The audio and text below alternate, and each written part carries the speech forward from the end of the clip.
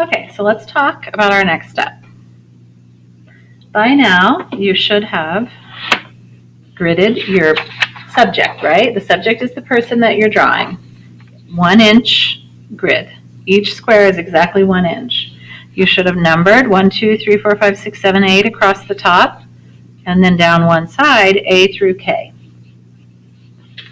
Now when you get to your bigger paper, 18 by 12 by 18 paper, 12 inches across by 18, same thing. You should have gridded 1.5 inches across and 1.5 inches down.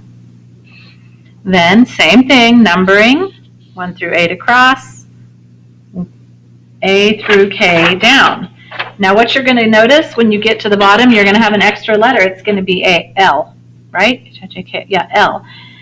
So you're going to have an extra row on the bottom of your big paper. That's okay. You can just leave it there or you can cut it off. I'd probably cut it off just so you don't get confused, so that you end up with K. So you have exactly the same number of squares on this paper as you have on this paper.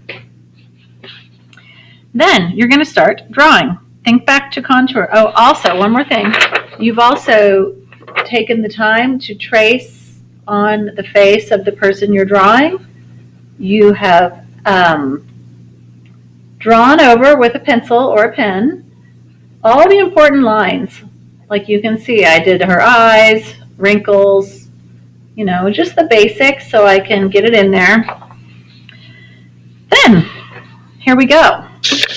Now, I'm going to start with square number A4 because that's the first place I see like part of her. So you can see A4 has just like one little corner of hair right there. Okay. So what I'm going to do, because I've already traced the outline, I can see that this line, think back to when we did the upside down guy.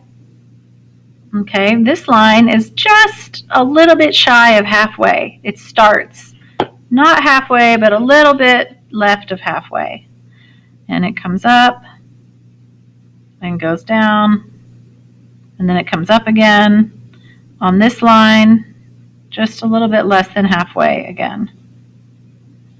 Okay, then I come over into my next square, and I know that this continues over and down, and it comes down about right there. Almost to the corner, but not quite.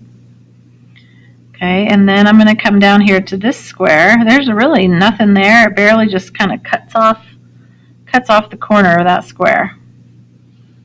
And then it goes into the next square. And I I don't know, maybe what I should do is get like a red. I'm going to try blue so I can see it better. Oh, now we're talking. Maybe you guys should do it with a Sharpie so you can see it better. See that Sharpie line? It's so much easier to see. Okay. Then, here I come over. I'm going to check and make sure I'm in the right square. 6B. 6B. I'm in this square. Okay. And I see it kind of comes in.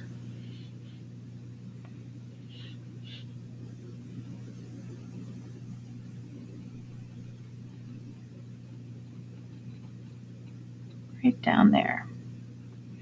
So the top of her head is starting to really take shape. The key here is comparing the distances and the proportions, right? So for example, if we look at this square right here, we can see that this line starts just a tiny bit down from that intersection. And it comes down here, I think it's like halfway, almost exactly halfway across the bottom of this line, this square, right? So in that way, you just keep going one square at a time. If you want to use a viewfinder, sometimes the viewfinder helps, sometimes it does not. But if you start feeling like you're getting overwhelmed, just block off one square. Okay? And when you block off one square,